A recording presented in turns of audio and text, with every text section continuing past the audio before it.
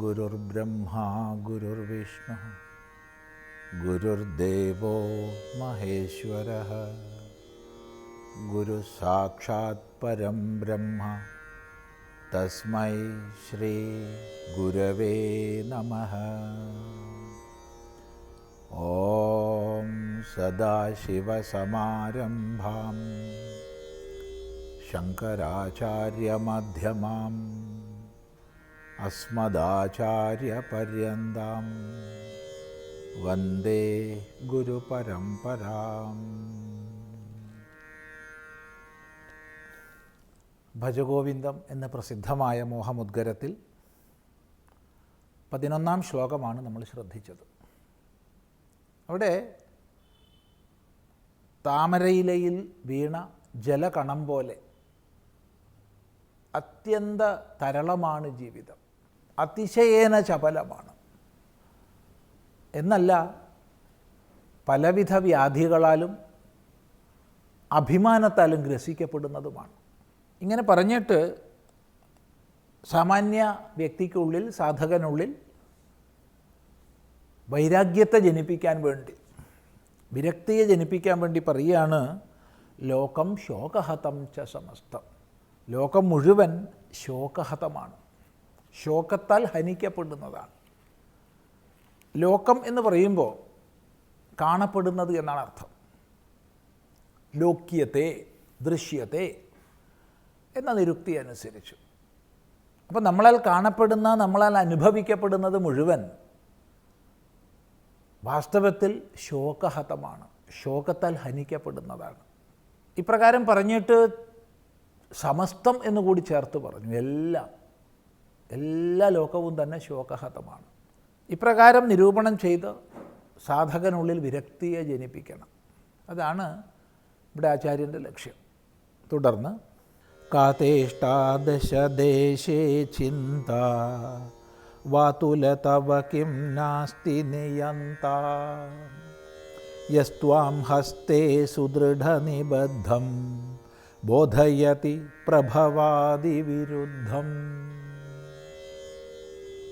കാതേഷ്ടാദശദേശേ ചിന്ത വാതുലതവ കിം നാസ്തി നിയന്ത യസ്ത്വാം ഹസ്തേ സുദൃഢനിബദ്ധം ബോധയതി പ്രഭവാദിവിരുദ്ധം. വളരെയധികം പാഠഭേദങ്ങളുള്ള ഒരു ശ്ലോകമാണിത്. കാതേഷ്ടാദശദേശേ ചിന്ത, അതിന് പകരം കാത്തേ കാന്താധനഗത ചിന്ത എന്ന് പാഠമുണ്ട്. രണ്ടാമത്തെ പാദം വാതുല തവ കിം നാസ്തി നിയന്ത എന്നിടത്ത് വാതുല കിം തവ നാസ്തി നിയന്ത എന്ന് പാഠമുണ്ട്. അവിടെ കിം ശബ്ദം മുമ്പിൽ, തവ ശബ്ദം പിന്നിൽ, അത്രയേ വ്യത്യാസമുള്ളൂ. 3-4 പാദം തീർത്തും ഭിന്നമായിട്ട് കാണുന്നുണ്ട് ചില ഗ്രന്ഥങ്ങളിൽ. ത്രിജഗതി സജ്ജന സംഗതി രേഖ ഭവതി ഭവാർണവ തരണേ നൗക എന്നാണ് ആ പാഠം. ആ പാഠം കൂടി നമുക്ക് ചിന്തിക്കാം. ഇത്രയും പാഠഭേദങ്ങൾ വളരെ പ്രചരിതമായി കാണുന്നുണ്ട്. ആദ്യം വായിച്ച പാഠം ആദ്യം പറയാം, പിന്നെ ക്രമമായി പാഠഭേദങ്ങളെ പറയാം. കാതേഷ്ടാദശദേശേ ചിന്ത ഒരു ചോദ്യമാണ്. തേ നിനക്ക്, അഷ്ടാദശദേശേ കാ ചിന്ത, നിനക്കെന്താടോ 18 ദിക്കിൽ പിരിഞ്ഞ ചിന്തയോടൊത്തിരിക്കുന്നത് നീ? നിനക്കെന്താണ് 18 ദിക്കിൽ ചിന്ത? ഇവിടെ 18 ദിക്ക് എന്നുള്ളതൊരു ശൈലിയാണ്. സാധാരണഗതിയിൽ നമ്മൾ 4 ദിക്ക് പറയാറുണ്ട്. ഇനി കോണദിക്കുകൾ കൂട്ടി പറഞ്ഞാൽ, അവാന്തര ദിശകൾ കൂട്ടി പറഞ്ഞാൽ 4 4 8 ഇനി താഴെയും മേതയും കൂട്ടി പറഞ്ഞാൽ 10 10 ദിക്കുകൾ വരെ നമുക്ക് പറയാം. എങ്കിലും നാനാവിധ ഭാഗങ്ങളിലേക്ക് ഛിന്ന ഭിന്നമായ ചിന്തകളോട് കൂടിയവനോട് ചോദിക്കുകയാണ്, നിനക്കെന്താ 18 ദിക്കിലേക്ക് പിരിഞ്ഞ ചിന്ത എന്ന്. അതൊരു ശൈലിയാണ്. അവിടെ 18-ന് 18 എന്ന് അർത്ഥം എടുക്കണ്ട, അനേകം എന്നർത്ഥം എടുത്താൽ മതി. അപ്പോൾ ഒട്ടും ഏകാഗ്രതയില്ലാതെ പലതിലേക്ക് ഛിന്ന ഭിന്നമായി പോകുന്നതായ ചിന്ത എന്തുകൊണ്ടാണ് നിനക്ക്? ജീവിതത്തിൽ ഏത് മാർഗത്തിലായാലും വിജയിക്കുന്നതിന് വേണ്ടത് ഏകാഗ്രതയാണ്. ഏകാഗ്രതയില്ലാതെ നീ എന്താ അലയുന്നത്? എന്നിട്ട് പറയുകയാണ്, ഹേ വാതുല. വാതുലൻ എന്ന് പറഞ്ഞാൽ വാക്കിനർത്ഥം ഭ്രാന്തൻ എന്നാണ്, ഭ്രമിച്ചവൻ. ഇവിടെ നമുക്ക് ഒട്ടും മനോനിയന്ത്രണമില്ലാത്ത ഒരാളെ വാതുലൻ എന്ന് വിളിക്കാം. ഒട്ടും മനോനിയന്ത്രണം ഇല്ലാതെ തിളച്ചുകൊണ്ടേയിരിക്കുന്ന മനസ്സോടൊത്തവൻ, അവനെ വാതുലൻ എന്ന് വിളിക്കാം. ശരിക്കും ഭ്രാന്തൻ എന്നാണ് അർത്ഥം.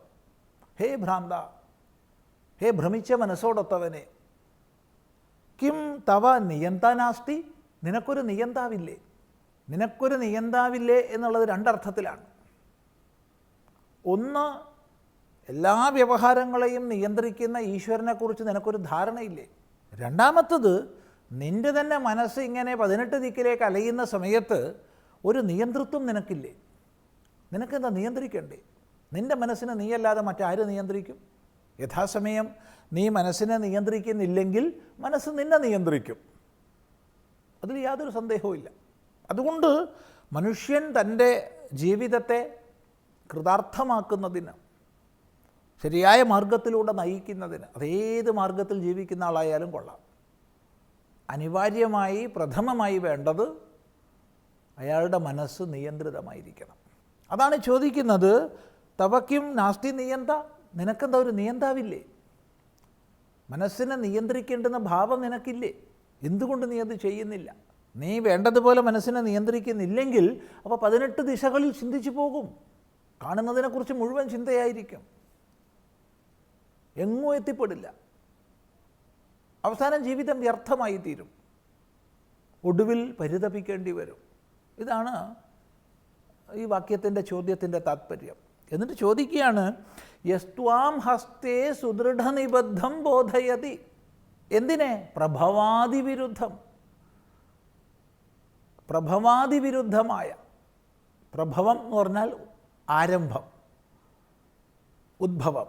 പ്രഭവാദി പറഞ്ഞതിലൂടെ ഉദ്ഭവം, നിലനിൽപ്പ്, വളർച്ച, മാറ്റങ്ങൾ, തളർച്ച, മരണം, ഈ ഷഡ്ഭാവങ്ങളാണ്. അപ്പോൾ ഉദ്ഭവം തുടങ്ങിയവ ഇല്ലാത്തതായ നിൻ്റെ കൈവശമുള്ള വസ്തുവെ, ഹസ്തേ സുദൃഢനിബദ്ധം, നിൻ്റെ കയ്യിൽ സുദൃഢമായി നിലനിൽക്കുന്ന സത്യത്തെ ആരാണ് നിനക്ക് ബോധിപ്പിക്കുക? ചോദ്യമാണ്. ചോദ്യത്തിൻ്റെ താത്പര്യം മറ്റാരും ബോധിപ്പിക്കാനില്ല, നീ തന്നെ ബോധിക്കണം. അതിനാദ്യം വേണ്ടത് മനോനിയന്ത്രണമാണ്. എന്ത് നീ അത് ചെയ്യാത്തത് എന്ന് ചോദ്യം. ഈയൊരു ശ്ലോകത്തിൻ്റെ അന്ത്യപാദം ഒന്നും കൂടി വിചാരം ചെയ്യേണ്ടതുണ്ട്. അത് നമുക്ക് അടുത്ത പ്രാവശ്യം ആവട്ടെ. ഓ